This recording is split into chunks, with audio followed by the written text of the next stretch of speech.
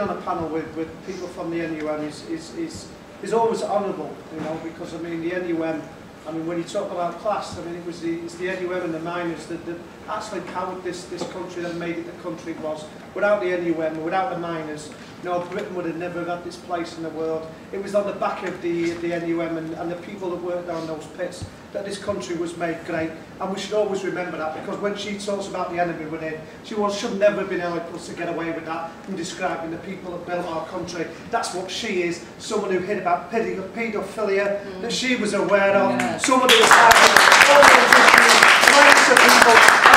And when she said those things about Arthur Scargill, and led by the media, who should have known better, then she should be castigated and stripped of any honours that she's received because she's not fit to wear them. And that's one woman that should never be celebrated. That's not one. That's one woman. She's dead or alive, and thank God she's dead. You know, and some of the policies need to die with her. But it's always an honour, and I do believe that the NUM was right in its fight. It was let down by the Labour movement, a Labour movement that's now paying a price for what they did in not supporting those miners and those great people that stood up for a whole 12 months and waited for the Labour movement to rally behind them, and they should have been there for you, along with the Labour Party.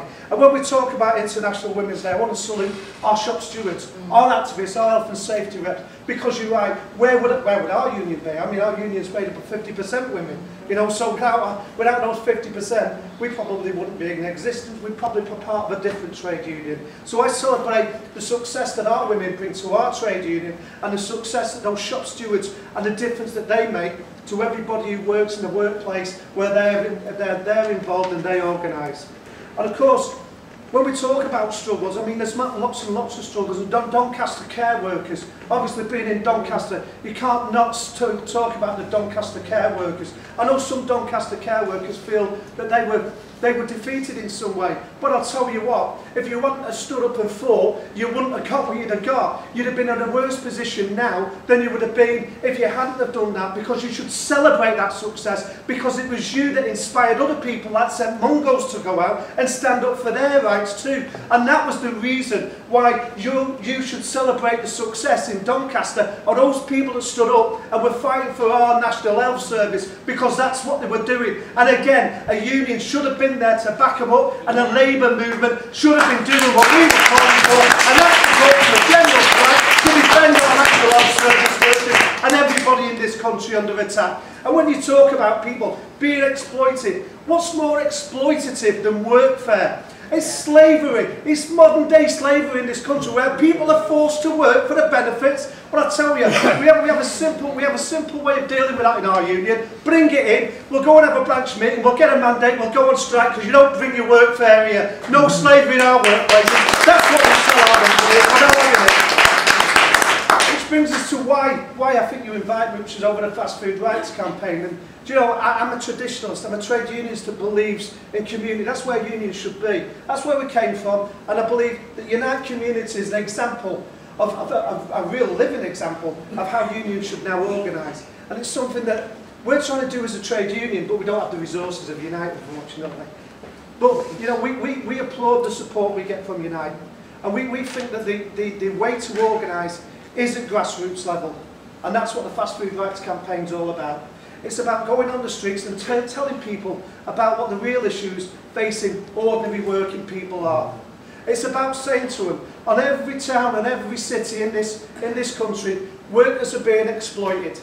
Workers are being exploited for profit, for the employers, and it's our children, it's our brothers, our sisters, our mothers, our fathers, who are paying that price for their huge profits. I mean, they're still practicing socialism at the top.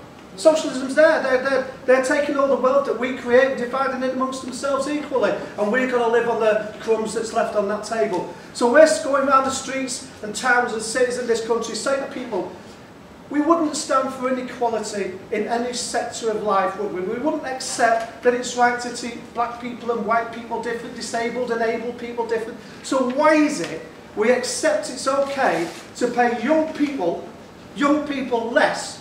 Not because they haven't got the skills and they haven't got the ability, but purely on their age. So let's abolish the youth minimum wage. Let's say politicians, because how many young people young people on the dole proves that it doesn't work anyway. All it does is prepare you for a life of perpetual low pay. And so we say scrap it. Let's end the youth minimum wage and let's treat people with dignity and respect at every age in our society. And when it comes to 0 hours contracts, we don't want reform of them. We want the abolition of them. That's what you do with it. Like we did at Hovis. Like we did at Hovis. When they told us we couldn't win. When they told us we had to accept. So our members went on strike. 24 0-hour contracts, 2 weeks strike, 24 full-time employees. That's how you deal with 0 hours contracts. Keep an eye on your birthday.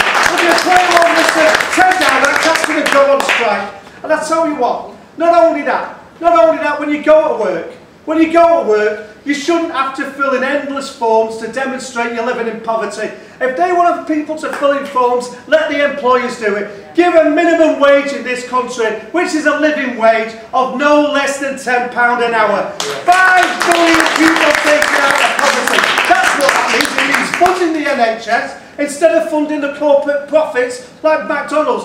£21 billion, eh, mate? 21, I don't know how many people went to the Brazilian World Cup, but they went. They didn't fly there on a hired plane, by the way. They bought the plane to fly the chief executive over to the corporate boxes, which your taxes funded.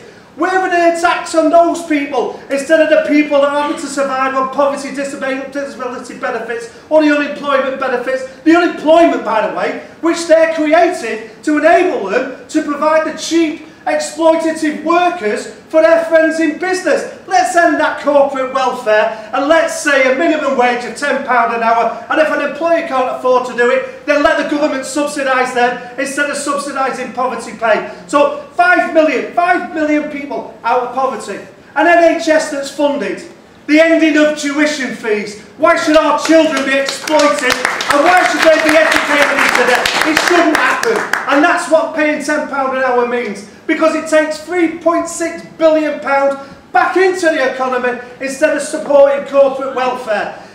Let's also call for a society that looks after its elderly.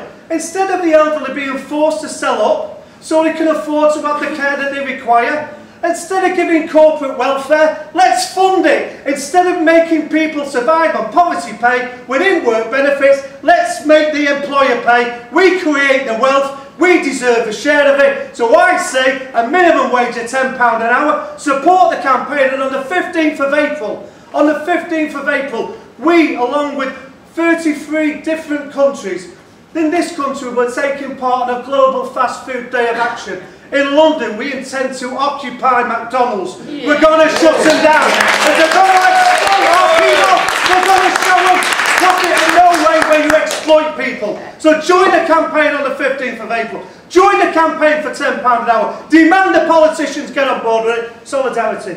Yeah.